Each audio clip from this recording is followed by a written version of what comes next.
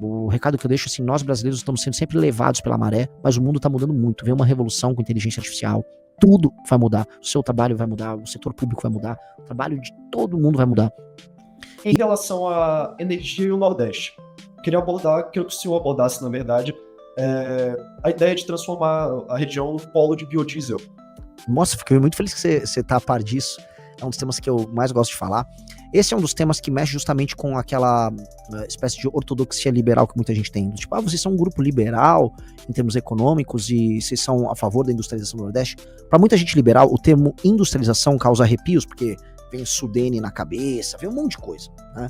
Veja, o que a gente falou vamos aproveitar certas vantagens comparativas e fazer intervenções pontuais em áreas e regiões que há, interesse público em criar esse desenvolvimento, em 2, facilidade para isso. Então, a gente tem a região do Mato Piba, que é muito forte em soja e em milho. Essa região, ela pega Maranhão, Tocantins, Piauí e Bahia, especialmente o oeste da Bahia. Ali, logisticamente falando, inclusive para exportar para os Estados Unidos, você tem todas as possibilidades agora, tem ferrovias, tem porto, tem tudo. A ideia de você ter um polo de indústria para biodiesel, utilizando a Embrapa para manipulação, por exemplo, de sementes especializadas em, sei lá, oleaginosas, aí enfim, eu não vou entrar em parte química aqui, que nem é meu mérito, nem seria ambicioso nesse sentido, mas a Embrapa trabalhar na produção dessas sementes, e na pesquisa do Livro Amarelo, há material sobre isso, a oferta de dinheiro subsidiado para a instalação de usinas para isso, a criação desses entrepostos logísticos e silos, isso fomentaria ali um tipo de indústria que faz com que a gente não exporte, por exemplo, algo que já acontece no Brasil, que é o grão puro e simples. Toma o milho, toma a soja, não. Vamos entregar um biodiesel, tanto para exportar para fora quanto para usar aqui dentro. Isso é plenamente possível, é um exemplo de uma pequena articulação que você consegue fazer entre Estado e setor privado, pegando regiões hoje que são dominadas pela pobreza, tô falando assim, Maranhão, Piauí e Bahia, e transformar esses lugares em lugares efetivamente desenvolvidos. O agro sozinho já está fazendo uma parte importante disso. Imagina se a gente agrega o valor. E isso dá para ser repetido em todas as outras áreas. Você tem, por exemplo, uma produção de frutas já no Vale do São Francisco, até chegar ali na parte do Rio Grande do Norte, extremamente interessante. O Rio Grande do Norte é um dos maiores produtores de melão que tem. O que a gente pode agregar de valor nesse processo para a gente não só ficar, sei lá, consumindo a fruta in natura ou produzindo e exportando? Vamos fazer suco disso aí? Vamos fazer produtos? Eu dou sempre esse exemplo, que é o exemplo mais bizarro. O melão tem pra caramba no Rio Grande do Norte, mas japonês que ganha dinheiro com melão, com aquele sorvete melona. O Kim Kataguiri, né, japonês, adora ficar andando pra lá e pra cá com o suquinho, com o sorvete. Vamos ter produtos? Vamos usar essa vantagem que a gente tem em produzir frutas de qualidade com preço bom e ter uma indústria, uma agroindústria produtora, vamos dizer, de produtos alimentícios com marcas nacionais. O Brasil é um país muito carismático, e isso é muito estranho. Nós somos carismáticos perante o mundo, mas nós não temos marcas internacionais. A única marca internacional que alguém vai lembrar é, sei lá, as Havaianas. Como pode um país tão carismático não ter uma marca global? Assim, eu estou sendo muito bacana em falar que as Havaianas seriam uma marca global. Marca de consumo.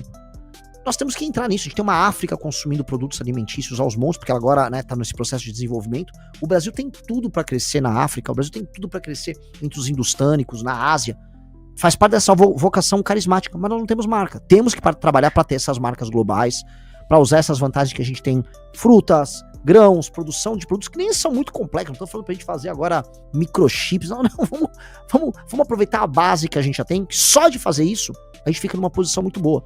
Uma coisa que é interessante da gente agregar aqui, a Holanda ganha mais dinheiro com o complexo agroindustrial do que a agricultura toda do Brasil, mesmo o Brasil sendo muito maior. Como é que pode? Paizinho como a Holanda. É que a gente fica só na etapa mais primária do processo. Definitivamente a gente tem que ter esses ganhos de complexidade. O Nordeste vai se beneficiar demais disso tudo, mas não é pouco, é muito. E a gente vai conseguir fazer algo que é fundamental pra gente ter alterações políticas no Nordeste, que é, infelizmente, a região com a pior classe política do Brasil, que é a geração de classe média. Quem é de classe média não vem de voto, e quem não vem de voto não vota em cara do centrão. A ala mais radical do partido e do movimento, como que eles enxergaram essa questão de ideias de industrialização, que não necessariamente estão alinhadas à base liberal? Olha, hoje eu sou o cara mais radical do grupo. Falo tranquilidade, assim, falo inclusive nas minhas lives as maiores atrocidades aí. Todo mundo fica preocupado com as minhas falas, mas eu acho que a linha ideológica nossa, uma das características nossas é justamente adotar essa espécie de criatividade e uma boa vontade em juntar perspectivas diferentes. Então nós conseguimos juntar uma galera que é liberal e fiscalista e que veja a necessidade política do desenvolvimento e formação de classe média no Nordeste. Uma coisa que eu chego para um liberal e falo, entendi, você é contra a industrialização, você é contra o Estado querer dirigir alguma coisa nessa região, mas entenda, você nunca vai passar as reformas que você quer enquanto você tiver um monte de vagabundo do Centrão, que você nem sabe o nome, sendo eleito numa cidade do interior do Nordeste. Por exemplo, o Hugo Mota, para dar um exemplo. O Hugo Mota é um cara lá do interior da Paraíba. O Hugo Mota não tá ligando para sua agenda liberal. Entretanto, o Hugo Mota é presidente da Câmara. E antes era quem? O Arthur Lira, de Arapiraca. Como resolver isso? Formando classe média lá, né? Então, me ajuda a construir classe média. Quando você traz o problema político pro liberal ortodoxo, aí ele entende o papel que a economia tem na questão política e o papel que a política tem na economia. Aí a gente vai falar de economia política e não mais apenas, vamos dizer, ficar repetindo jargões de Facebook ou de Twitter, como acontece. Renan, partindo para a parte final da nossa conversa, falar de temas que estão em voga agora, né? Como o senhor avalia o julgamento do ex-presidente Jair Bolsonaro e dos demais réus na trama golpista da tentativa de golpe? Eu não tenho a menor dúvida de que o Bolsonaro e o círculo interno dele tentou um golpe de Estado. Nós já falamos, nós estamos denunciando isso, olha, desde 2019. A gente já sabia, a gente conhecia a turma do Bolsonaro, a gente conhecia os olavistas que já falavam em golpe de Estado durante o impeachment da Dilma.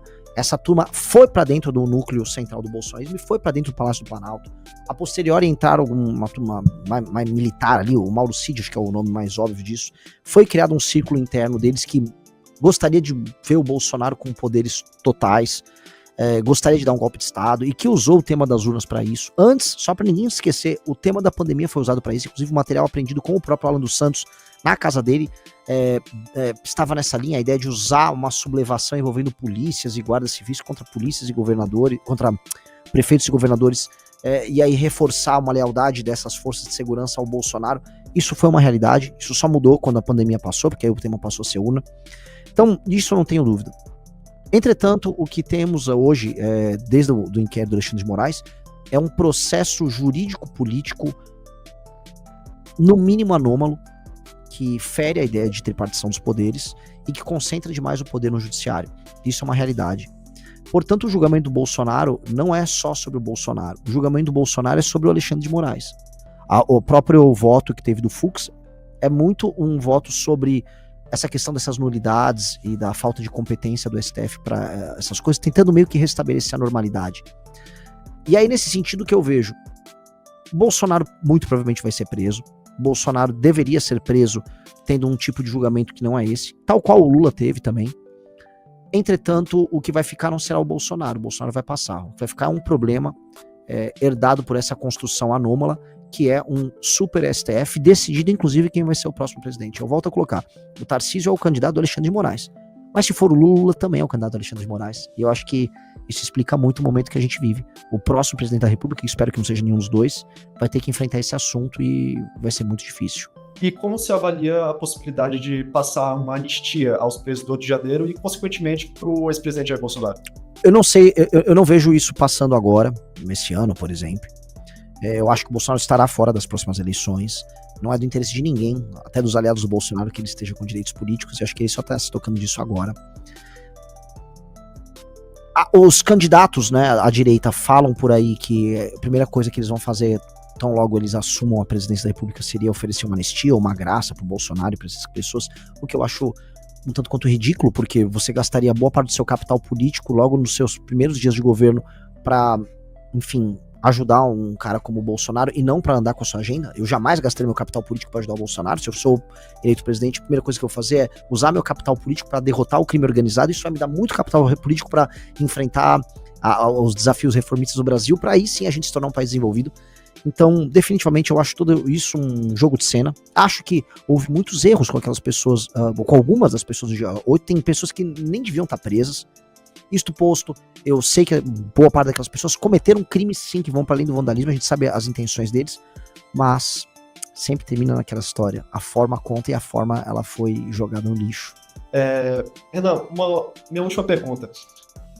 Você chegando ao governo, 2027, me diga um ponto que você manteria do governo Lula e qual é o principal negativo que você não manteria de jeito nenhum. Nossa, que pergunta difícil.